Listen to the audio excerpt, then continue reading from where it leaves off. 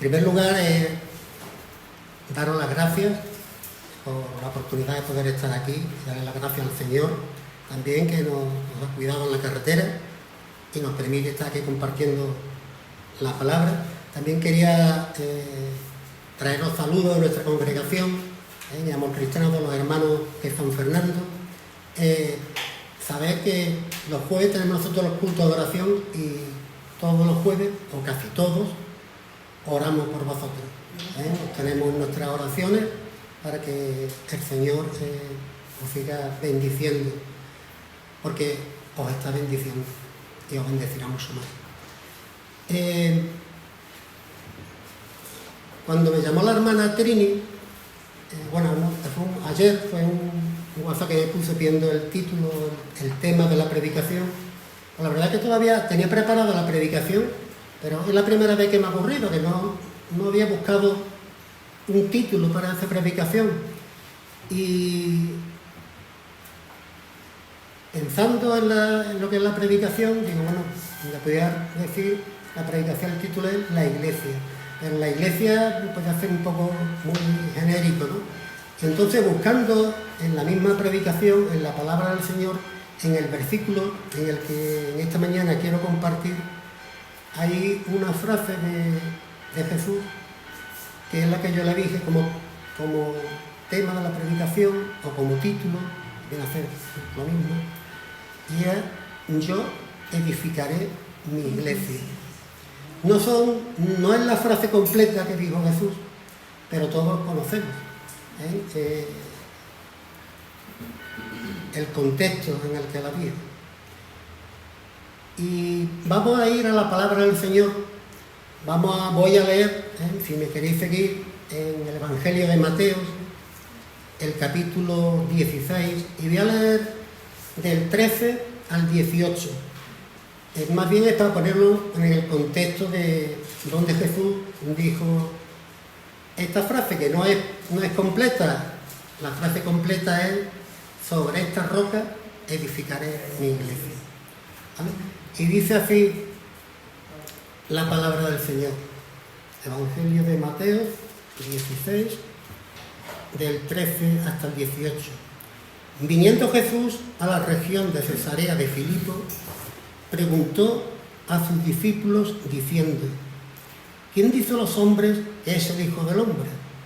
Ellos dijeron: unos Juan el Bautista, otros Elías, y otros Jeremías, o alguno de los profetas.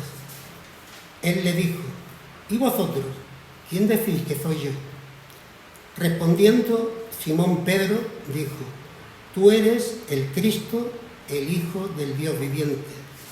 Entonces le respondió Jesús: bienaventurado eres Simón, hijo de Jonás, porque no te lo reveló carne ni sangre, sino mi Padre que está en los cielos.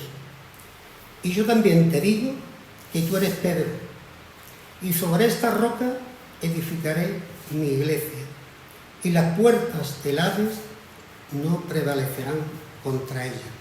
Hasta aquí la palabra del Señor. Permitidme que tenga una oración para poner la predicación en sus manos. Sí, Señor y Padre Santo, te damos muchas gracias, Padre. Gracias por tu palabra. Gracias, Señor, por tu iglesia, Señor. Gracias porque desde la eternidad pasada tú ya la tenías en tu mente, Padre. Gracias, Padre, porque nada escapa de ti. Señor, bendice tu predicación. Ayuda al predicador, Padre, que lo haga con la unción de tu Espíritu. Y, Señor, también te pido por cada uno de mis hermanos y mis hermanas que están aquí, que tu palabra sea palabra de aliento para sus vidas. Porque te lo pido en el nombre de Cristo Jesús. Amén, Señor. Amén. Amén. Esta es la primera vez que aparece la palabra iglesia en los evangelios, y donde Cristo comienza a revelar qué es lo que Él pretendía hacer con ella, con su iglesia, Fijaros el versículo 13, el Señor dice: sobre esta roca edificaré mi iglesia y las puertas del Hades no prevalecerán contra ella.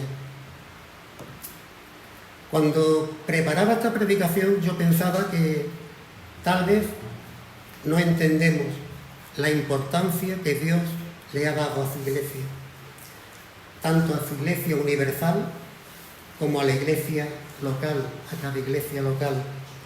Cuando Dios se la dio a su Hijo por novia y por esposa, como leemos en su palabra, y también de la importancia que la iglesia tiene cuando Cristo se atrevió a derramar su sangre por ella. ¿No vemos también a veces la importancia que la iglesia tiene cuando Cristo se propuso levantarla como un instrumento para derrotar el reino de las tinieblas, como nos dice también el Señor? Y entonces, ¿cómo es posible que si mi Señor y mi Dios ama tanto a su iglesia, la quiere de una forma tan preciada, cómo es posible que yo, como su siervo y como su hijo, tenga tan poco aprecio por aquello que el Señor ama tanto? En este versículo 13, como dije, que es el que me quiero centrar, Jesús nos habla de varias cosas. La primera, del fundamento de la iglesia. Aquí lo llama la roca. El Señor dice que sobre esta roca, sobre esta roca edificaré mi iglesia. La segunda cosa que me gustaría compartir es la relación que existe entre esa roca, Cristo, y el resto del edificio, la iglesia. La tercera, de la promesa del constructor de la iglesia. Y la cuarta y última, de la garantía que tiene la iglesia, pero también de los ataques contra ellos. Vamos a ver el primer punto, el fundamento de la iglesia. Cristo es llamado en Efesios 2 la roca. Y el apóstol Pablo, en el versículo 20, habla de que el fundamento de la iglesia está formada por los profetas y por los apóstoles, y del cual Cristo es la piedra angular de ese edificio. Cristo se proponía levantar la iglesia, y con esto Él está dando una idea de la solidez y también del tamaño de aquello que iba a comenzar a partir de ese día, su iglesia. Esta roca es el fundamento de esa edificación que Dios Padre había comenzado desde la eternidad pasada. Más adelante, Cristo es mencionado en 1 de Pedro, en el capítulo 2 y el versículo 4, como una piedra viva.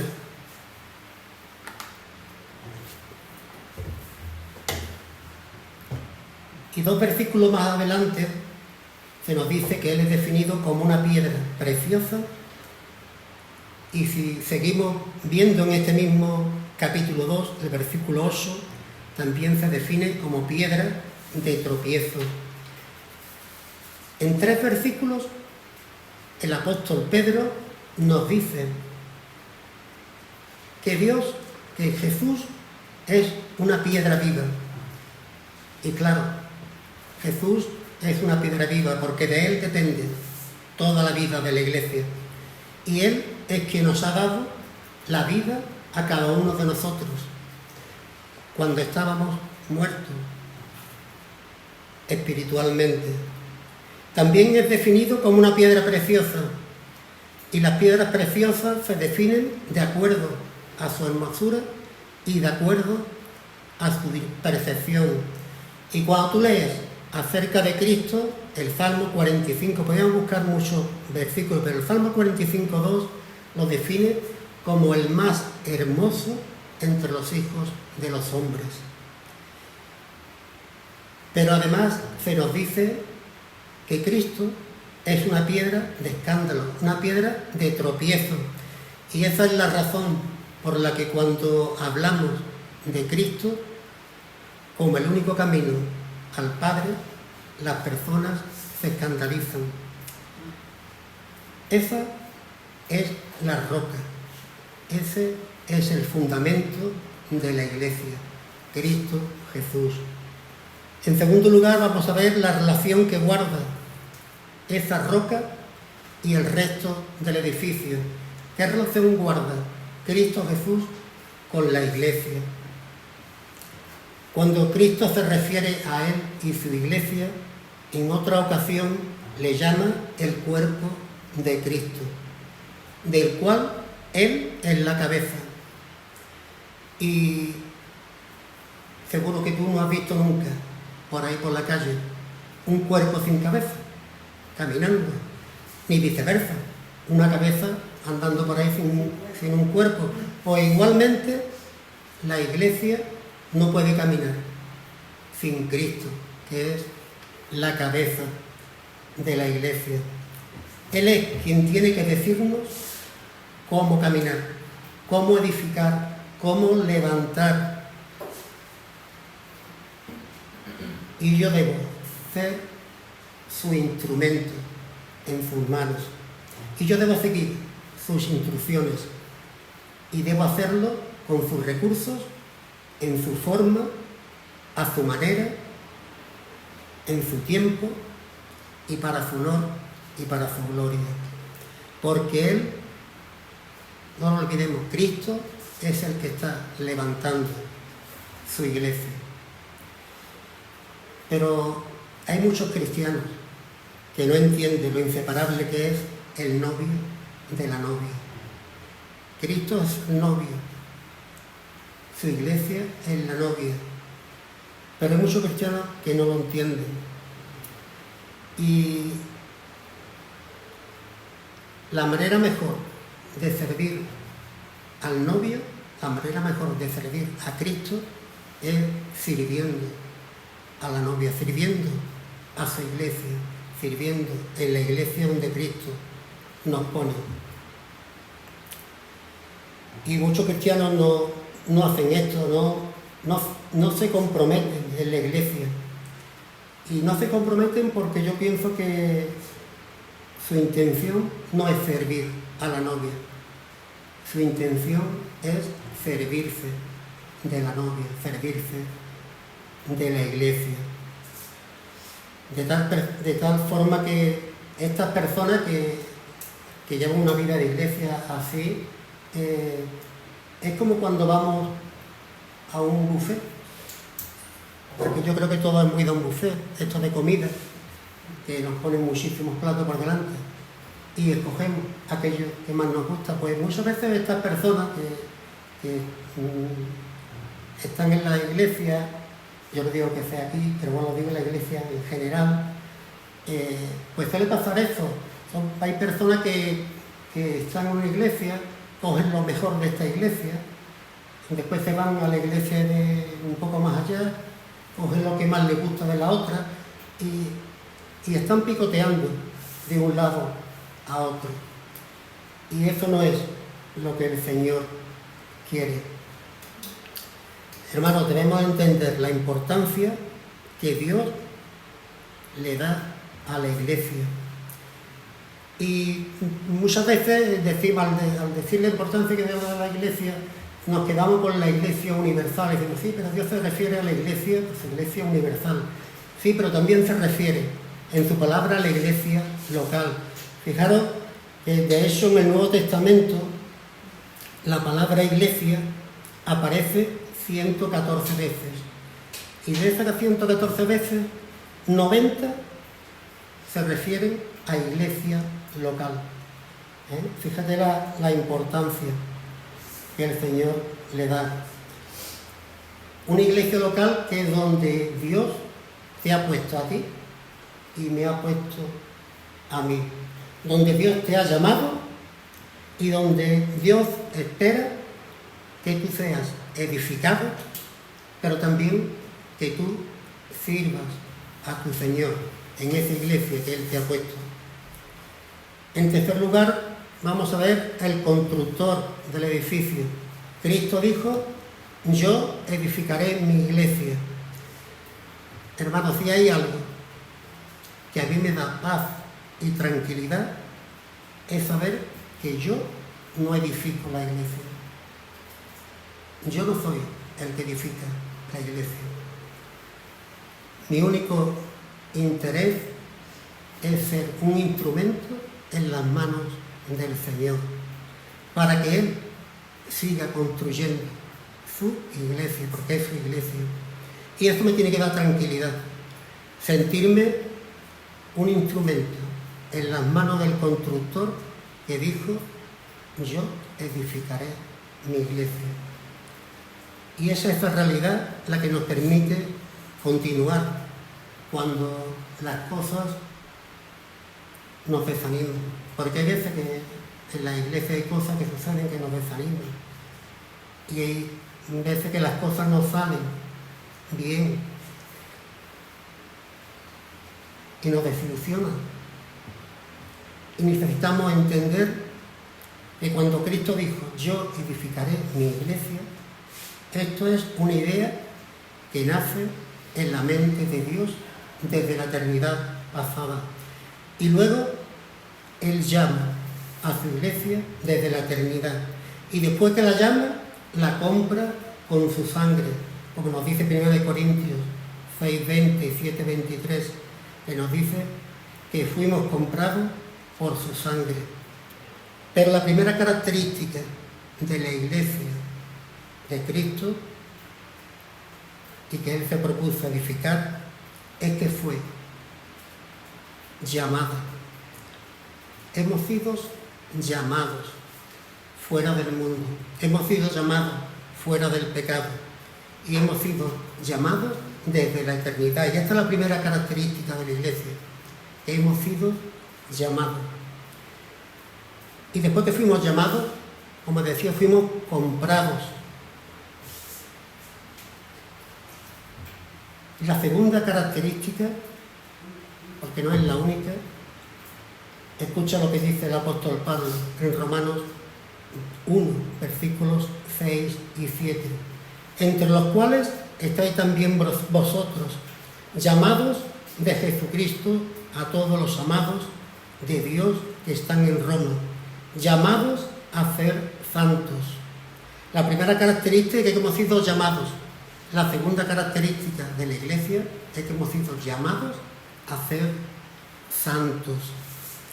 Tenemos un llamado a la santidad, tenemos un llamado a tener comunión con Él y tenemos un llamado, según nos dice 1 de Pedro 2:20 y 21, a compartir no solamente la gloria y el poder con Él, sino a compartir sus padecimientos, porque para esto fuimos llamados. De manera que cuando pertenecemos a la iglesia de Cristo, tenemos que recordar que parte de mi responsabilidad y parte de tu responsabilidad, hermano, hermana, es también compartir los sufrimientos y los padecimientos en aras de su causa, en aras de su novia, la iglesia, quien Él compró y por quien Él murió.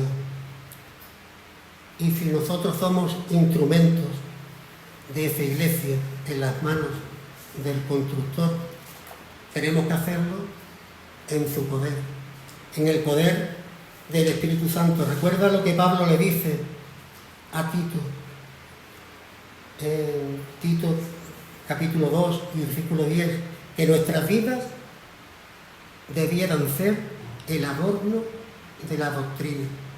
Nuestras vidas debieran ser el adorno de la doctrina. En cuarto lugar, vamos a ver la garantía de la Iglesia. Y, como dije, también los ataques contra ella. Porque la Iglesia sufre o sufrimos ataques.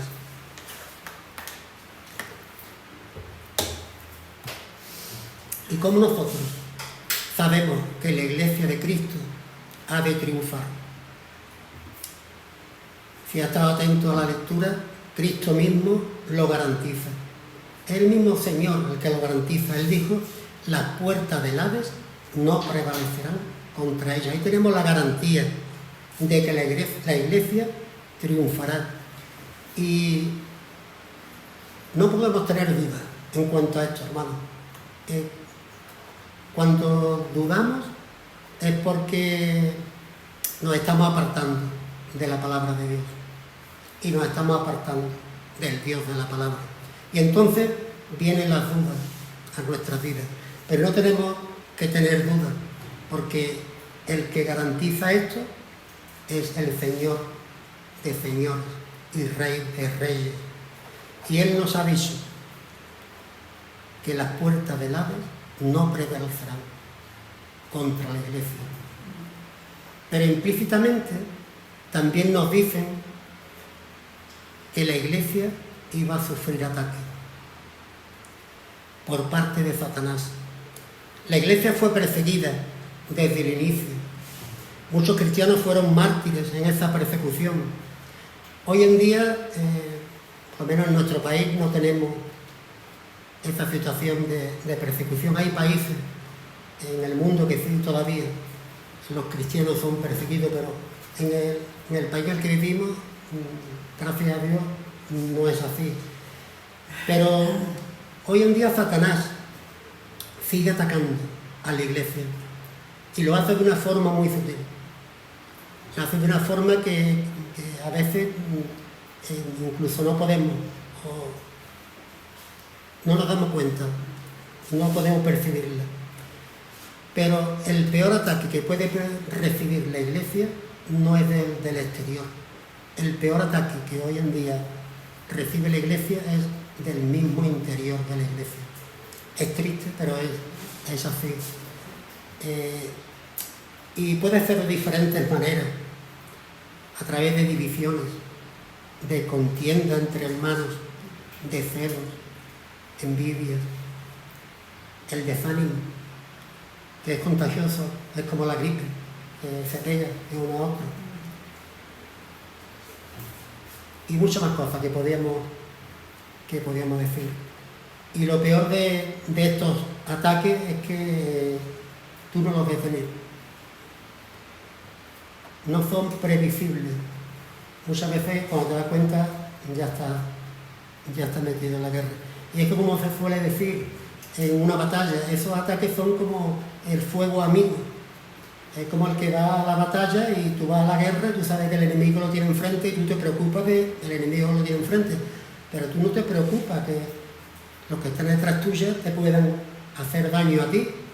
Y muchas veces sucede esto en las iglesias, que de forma intencionada o aunque no sea intencionada sufrimos por estos motivos. Y estas cosas no destruyen la iglesia, pero sí entorpecen el avance de la obra de Dios. Cristo dijo: las puertas del Hades no prevalecerán contra mi iglesia.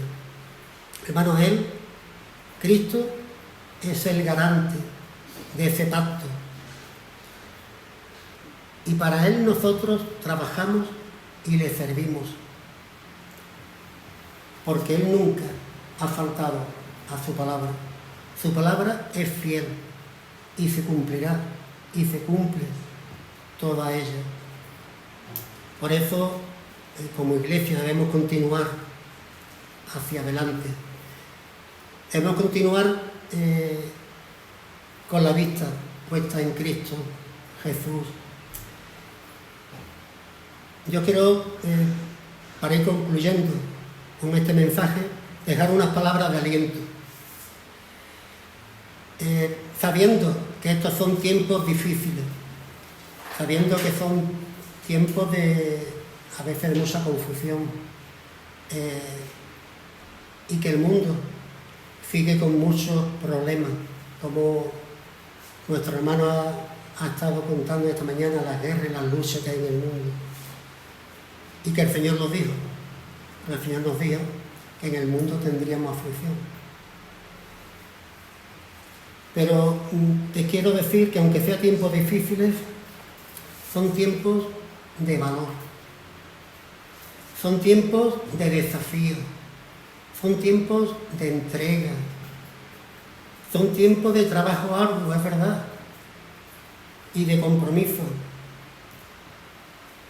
Y son tiempos para ser enfrentados por hombres y mujeres llenos del Espíritu de Dios. Y, hermanos, el Señor está con nosotros y Él es el garante de su iglesia.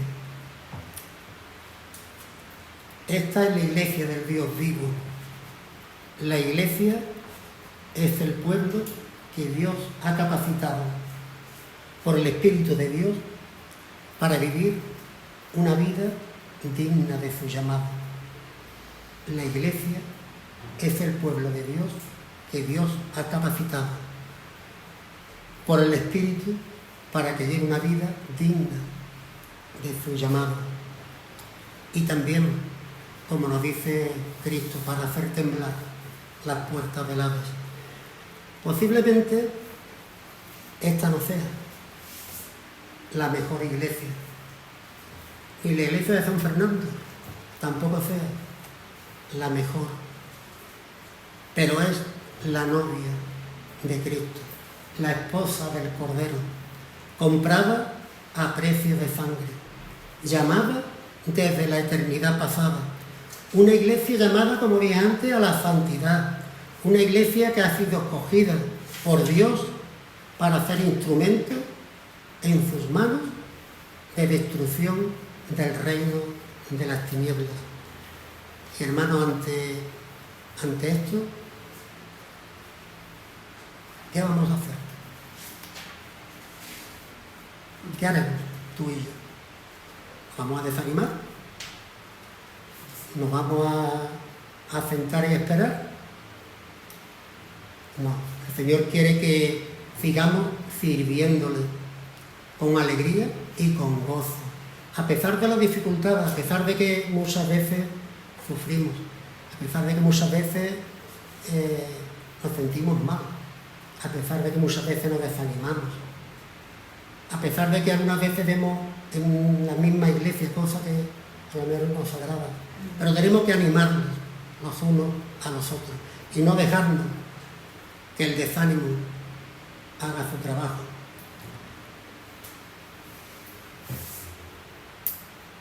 Voy a finalizar y recuerda, a modo de conclusión, Cristo es la piedra angular de su iglesia. Él es el fundamento, Él es el cimiento de este edificio que Él está construyendo, que es su pueblo. Él es el cimiento, hermano, de su iglesia, este pueblo que Él está levantando y que un día vendrá por Él. Y Él es la cabeza, como dije, y nosotros somos el cuerpo. Por lo tanto, no podemos andar separados. Tenemos que estar juntos. ¿Y qué quiero decir con esto? Te quiero decir que no puedes decir que amas a Cristo, a la cabeza, pero que no ames a tu iglesia, a su cuerpo. Si amas a Cristo, tenemos que amar a su iglesia. Eso va junto, es un paquete. Es como decía, no puede ir la cabeza por un lado y el cuerpo por otro. Tenemos que amar la iglesia, que es el cuerpo de Cristo. También recordar la importancia que Dios le da a la iglesia local, a la iglesia donde Él te ha puesto para que le sirvas. Dios, cuando te llamó, te puso en una iglesia local y te puso ahí para que le sirvieras, para que tú te edificaras, para que tú crecieras, pero también para que tú le sirvieras en esa iglesia a la que Él te llamó. También recordar las dos características de la iglesia, que la iglesia fue llamada. Después que fue llamada, fue comprada a precio de sangre. No fue por cualquier cosa. La iglesia fue comprada a precio de sangre. Pero además de ser llamada, fue llamada a vivir en santidad. Hemos sido llamados a vivir en santidad. Pero tenemos lo más importante, y es la garantía del triunfo de su iglesia, a pesar de los ataques contra ella, vengan de donde vengan. Tenemos la garantía del Señor de que su iglesia prevalecerá. Y por último, recuerda,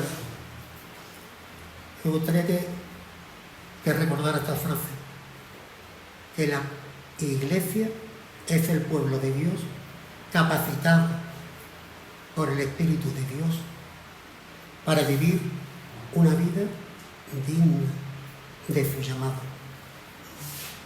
La iglesia somos el pueblo de Dios capacitado, no por nosotros mismos, sino por el Espíritu de Dios que mora en nosotros, para que llevemos una vida digna del llamado que el Señor nos ha dado. Que el Señor nos bendiga, hermanos. Vamos. Amén. Señor, te damos gracias, Padre, por tu palabra, Señor. Señor, gracias porque tu palabra es ese bálsamo para nuestra vida. Gracias, Señor, porque un día fuimos llamados por Cristo Jesús. Gracias porque ese llamado es irresistible, Padre. No nos podíamos resistir. Y, Señor, gracias por formar parte ahora de tu pueblo, de ese pueblo que tú estás levantando, de esa tu iglesia, Señor, de la que tú eres la piedra angular, de la que tú eres esa piedra preciosa, pero también esa piedra que a muchos hoy en día sigue escandalizando, Padre. Señor, ayúdanos como iglesia a hacerte fieles, a servirte con todo nuestro corazón, Padre. Ayúdanos, Señor, a que nuestros ojos estén puestos en ti. Sabemos que tú nos lo dices, que sufriremos ataques, pero también tú nos recuerdas de que el que está con nosotros es mucho más poderoso del que está en contra de nosotros. Por eso te estamos eternamente agradecidos. Y, Señor, te damos gracias en esta mañana, con todo nuestro corazón, descansando en ti. Amén. Y gracias, Padre, por esta congregación. Y sigue tú ayudándola, sigue tú proveyéndola. Señor, dale lo que el corazón de mis hermanos piden para ti y te piden a ti. Señor, que tu bendición esté con nosotros y despídenos con tu paz y tu bendición. En Cristo Jesús. Amén, Señor.